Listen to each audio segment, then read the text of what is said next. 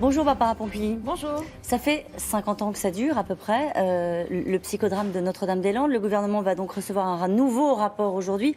C'est maintenant qu'il faut trancher. On ne peut plus repousser. Alors la décision du président de la République est prévue pour fin janvier, mais qu'est-ce que vous en attendez, vous ? Moi, la première chose que j'attends, c'est qu'on sorte enfin de ce bourbier.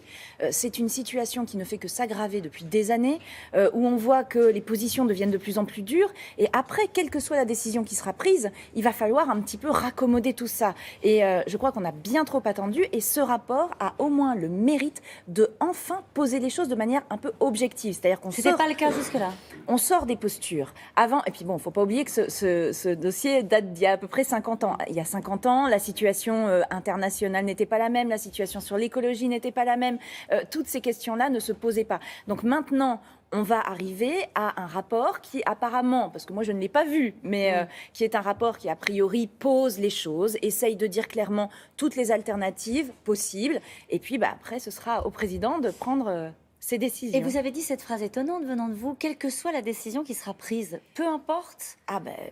Ça fait très très longtemps que je suis opposée à cet aéroport, quand même, parce que je pense que c'est une erreur, et une erreur historique en plus, c'est-à-dire que ça ne va pas du tout dans le sens de l'histoire. On est aujourd'hui dans une période où on doit limiter nos émissions de gaz à effet de serre, où on essaye de repenser nos transports. D'ailleurs, il y a les assises de la mobilité qui rendent leurs conclusions aujourd'hui. On est vraiment dans une période où j'ai l'impression que certains n'ont pas fait le virage.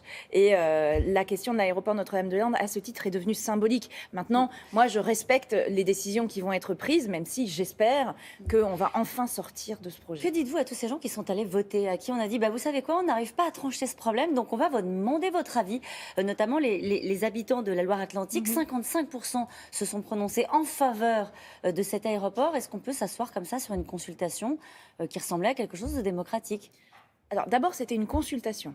N'oublions pas la différence entre une consultation et un référendum obligatoire, entre guillemets.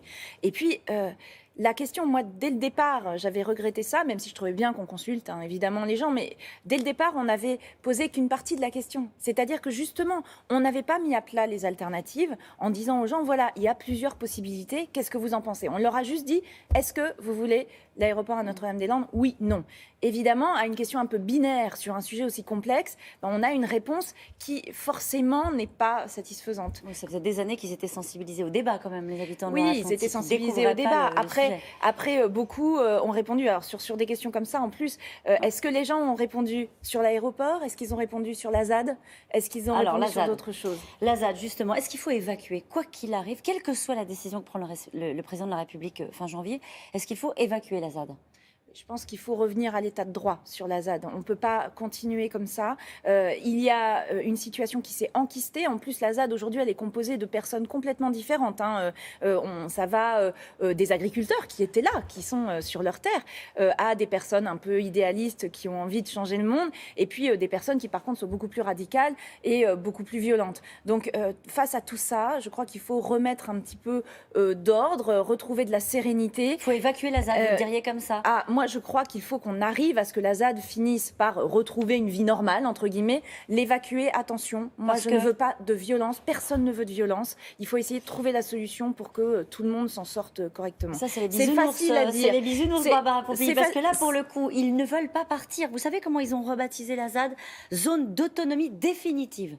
Ça donne bien le sentiment qu'ils ont décidé de s'installer. Dans les reportages qu'on voit depuis hier, on voit des gens qui sont des militants, activistes, qui disent, de toute façon, s'ils évacuent, on fera venir des effectifs et on sera prêt à défendre ce qu'ils considèrent comme leur territoire. Il faut assumer la violence ou pas ? Il faut éviter la violence à tout prix. Éviter la violence à tout prix. Moi, je ne veux surtout pas qu'on ait une situation à la Sivins qui arrive. Pensons tous à Rémi Fraisse qui n'aurait jamais dû mourir. Donc, on évite cette situation-là. Encore une fois, c'est très hétérogène dans la ZAD. Il y a des personnes qui disent, effectivement, il va peut-être falloir revenir vers l'état de droit. D'autres qui sont effectivement complètement radicalisées. Est-ce que ce sont les personnes radicalisées qui doivent, entre guillemets, gagner ? Je ne crois pas.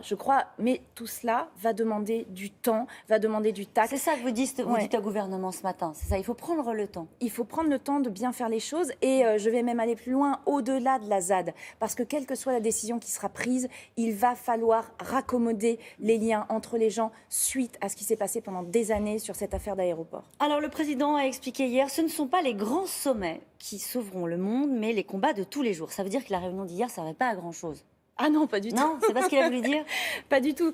Non, ce qu'il a fait hier, c'est que il a dit que c'était l'affaire de tout le monde. C'est-à-dire qu'on ne peut plus laisser juste des COP avec des chefs d'État qui s'arrangent entre eux, mais associer tout le monde. Le fait qu'il ait associé le monde de l'entreprise, les banques, les citoyens et les ONG d'une manière générale, c'était vraiment pour dire prenons tous notre responsabilité. Et puis c'est aussi pour montrer, n'oublions pas que ce sommet a été organisé après la sortie de Trump de l'accord de Paris, de montrer que même si un État est défaillant, même si Trump est défaillant, eh bien, le reste de son pays, les États-Unis, les grandes villes des États-Unis, les États des États-Unis, les entreprises des États-Unis, elles sont là et sont là pour faire avancer les choses. Donc c'était vraiment un message d'espoir et un message beaucoup plus profond qu'on ne pourrait le croire parce que des engagements ont été pris qui n'avaient jamais été pris auparavant. Le nucléaire n'est pas une énergie qui est mauvaise pour le climat. Ça, c'est Emmanuel Macron qui le dit. C'est compliqué à accepter pour vous, ça. D'un point de vue purement, si vous voulez, rationnel, le nucléaire, effectivement, ne dégage pas de CO2. Enfin, en tout cas sur sa production, parce qu'après, il faut aller chercher l'uranium dans des pays très lointains, et donc ça, il faut quand même le rapporter. Donc, en termes de CO2, c'est vrai. Maintenant, le nucléaire pose d'autres problèmes, notamment la question de la sécurité, de la sûreté, la question des déchets. Et d'ailleurs, même l'ASN, l'autorité de sûreté nucléaire, a dit qu'il y avait des questions sur la sûreté des centrales qui se posaient, et donc l'Assemblée nationale va s'en saisir, puisqu'une mission parlementaire va être montée sur la sûreté nucléaire, parce que quoi qu'on décide sur le nucléaire, des centrales, des laboratoires, on en a encore pour longtemps et on a tous intérêt à ce que ce soit sûr. Vous n'avez pas réussi à le convaincre sur ce sujet-là. C'est-à-dire que depuis quelques jours, même depuis maintenant qu'il est aux responsabilités, on explique qu'il est réellement devenu écolo. C'est un sujet sur lequel il a encore une conception qui est très éloignée de la vôtre, de celle peut-être de Nicolas Hulot. Emmanuel Macron, on sent qu'il a compris que l'écologie, c'était l'avenir, qu'on était dans une période charnière de notre histoire et que non seulement il fallait agir vite, mais en plus on allait pouvoir créer un nouveau mode de développement grâce à la transition écologique. Sur le nucléaire, parce que je n'échappe pas à votre question, il n'est pas encore convaincu. Maintenant, moi, la seule chose que je souhaite, c'est qu'on applique la loi de transition énergétique et qu'on fasse ce qu'on appelle la programmation pluriannuelle de l'énergie, qui est un peu le mode d'emploi de cette loi, très rapidement et que ce soit exigeant. Et ça, là-dessus, je crois qu'on peut tous être d'accord. Merci beaucoup, Barbara Pompili. C'est à vous, Damien. Merci beaucoup.